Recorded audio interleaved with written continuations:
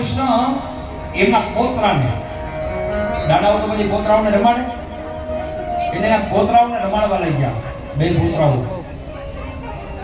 અને બગીચામાં ગયા. બગીચામાં એક મોટો કૂવો રમતા હતા. ભગવાન કૃષ્ણ બેઠા હતા અને છોકરાઓ રમતા રમતા કૂવામાં જોવા ગયા. કૂવામાં જોયું એક મોટો ગિરગીટ. ક્યાં દીખા? ગિરગીટ માને કાકીડો. અંગ્રેજીમાં ગિરગીટ કહેવાય ને, ગિરગીટ. એક મોટો કાકીડો જોયો અને તરત જ દાદા દાદા દાદા. ભગવાન કૃષ્ણ બોલ્યું ક્યાં છે, શું છે? અરે અહીંયા આવો અહીંયા આવો અહીંયા આવો દાદા. એટલે દાદા તો છોકરા ભેગા દાદા થઈ જાય. બે આંગળી પકડીને બે છોકરા મોઢે દાદા હાલે છે. ભગવાન કૃષ્ણ એ કે આમાં જુઓ કેટલો મોટો, એ કે કાકીડો પડ્યો છે, જુઓ તો કેટલો મોટો છે. એટલે ભગવાન કૃષ્ણએ નજર નાખી, કાકીડાની નજર પડી. બેની તુમન લાગી મુમના, મોમન લાગી તું, લૂણ વણુદા પાણી અને પાણી વણુદા લૂણ. બેની નજર એક પડી એટલે કિરકિટ કાકીડામાંથી માણસ પ્રગટ થયો. ભગવાન કૃષ્ણએ એવા છોકરાઓ જોયા કે આ તો માણસ બની ગયો. દાદા દાદા શું છે? દાદા કે મને ખબર નથી. ભગવાન કૃષ્ણએ પૂછ્યું કે કોણ છો ભાઈ તું, અને આમાં કેમ કાકીડો બન્યો છો? એ કે હું રાજા છું, મારું નામ નુગ રાજા છું. તમે મને ઓળખ્યો નહીં? દાનવીરમાં મોટામાં મોટો દાનવીર હું તો રોજ 1.25 લાખ ગાયોનું દાન કરતો, ઈ હું છું. ભગવાન કૃષ્ણ કે 1.25 લાખ ગાયોનું દાન કર્યું તો કાકીડો કેમ બન્યો સાલા? એ કે તો નક્કી જે દુબળી ગાયોનું દાન કર્યું હશે. અરે મહારાજ મેં હૃષ્ટપુષ્ટ ગાયોનું દાન કર્યું છે. તો એ કે તો મારતી હશે એવી ગાયોનું દાન કર્યું. અરે ના, મોડી અને હાવ હોંજી ગાયોનું દાન કર્યું છે. ભગવાન કહે તો નક્કી તે પાંકડી ગાયો દાન કર્યું છે, દૂધણી નહીં. અરે મહારાજ એવું નહીં, મેં દૂધણી ગાયો, તરુણી ગાયો બધી દૂધતી હોય, નીચે વાછડી હોય એવી ગાયોનું દાન કર્યું છે. એ કે તો કાકીડો કેમ બન્યો?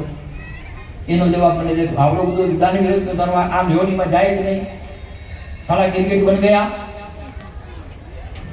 એ કે નુગ રાજા તો એ કે તે ગાયું. અરે ના મહારાજ, સોનાથી સિંગડા મઢાવવાના, ચાંદીથી કડી મઢવાની અને બ્રાહ્મણોને ગાય દાનમાં આપવાની.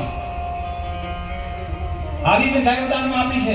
એક નહીં, લાખો ગાયો દાનમાં આપી છે. તો ભગવાન કે તો કાકીડો કેમ બન્યો? તો કે હવે મહારાજ સાંભળો. એ કે મારા આ ઘરે બ્રાહ્મણ આવ્યા અને બ્રાહ્મણને ગાય દાનમાં દીધી. હવે મારા ટોળામાં એક ગાય આવી ગઈ હશે તો સામે બીજા બ્રહ્મદેવ આવતા હતા. બીજા બ્રહ્મદેવતાએ કીધું ભાઈ આ તું ગાય ક્યાંથી લઈ આવ્યો? તો કે મને તો દાનમાં મળી. તો કે ગાય તો મારી છે. એ કે ના, ગાય મારી છે. એવું કે મારી છે. બે બ્રાહ્મણો વધ્યા.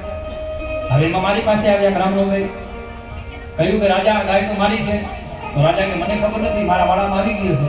પણ એક કામ કરો ભૂદેવ, ભલે તમારી હોય, તમે ગાયને આપી દો, હું તમને બીજી ગાયને દાનમાં આપું. બ્રાહ્મણ કે એ બ્રાહ્મણ અમે નથી, અમે તો સંકલ્પ કરીએ ને જે ગાયનો સંકલ્પ કર્યો હોય એ જ ગાય અમે લઈએ. ઓકે મહારાજ એક કામ કરો, એ ગાય મૂકી દો, હું તમને બીજી 50 ગાયો આપું. એ કે નહીં 50 નહીં, મારે મારી ગાય જ જોઈએ. ઓલો બ્રાહ્મણ માન્યો નહીં, ઓને ગાય પાછી દીધી નહીં અને મને શ્રાપ લાગ્યો. એટલે એના શ્રાપથી મારે આ કાકીડો બનવું પડ્યું અને ભગવાન તમારી દ્રષ્ટિ પડી એટલે માણસ બની ગયો. હવે વિચાર કરો, ખાલી ગાયનો એટલો જ અપરાધ થયો કે આમ જેમ અડલા બદલી ગાયની થઈ ગઈ, એમાં કાકીડો બનવું પડ્યું. તો આ અત્યારે કલિકાલ કલિયુગમાં આજના આ સાંપ્રત સમયમાં ગૌચરો ખવાઈ જાય છે, એની હાલત કેવી થશે? અને એ સમયમાં તો ભગવાન કૃષ્ણ આવ્યા અને એની દ્રષ્ટિ પડી અને એ શ્રાપમાંથી મુક્ત થયો. પણ અત્યારે એવા તો એના પુણ્ય નથી ને કાંઈ દાની નથી, તો ગૌચર ખાઈ જશે. તો એની હાલત કેવી થશે વિચાર કરજો. ગૌચરો દબાયા હોય તો કાઢી ખાલી કરી દેજો. તમારી પેઢીઓનો વંશ નીકળી જશે, વાસ નાખવા વાળું કોઈ નહીં રહે. ગૌચર ખરાબા જ્યાં નજર પડી એમાં બસ વાળા વારી લેવાના. મારા ગુરુજી એમ કહેતા જ્યારે તમારો વંશ રૂપવા માંડે ને ત્યારે સમજવાનું તમારે ક્યાંકથી ક્યાંક ગાયની ભૂમિ દબાઈ ગઈ હશે. મારા ગુરુજીના શબ્દો. શત્રુઘ્ન દાસી મહારાજ કે તમારો વંશ હાલતા હાલતા અટકી ગયો, સંતાન પ્રાપ્તિ નથી થતી, નહીં શાંતિથી ક્યાંય જોડાવું નથી લીધા કે વિચારજો કે આ જમીન મારી, આ જામી મારી, આ મારી, આ ક્યાંની છે? નક્કી ગૌચર ક્યાંક દબાય. આ ખાલી કરુણા વ્યાપી છે.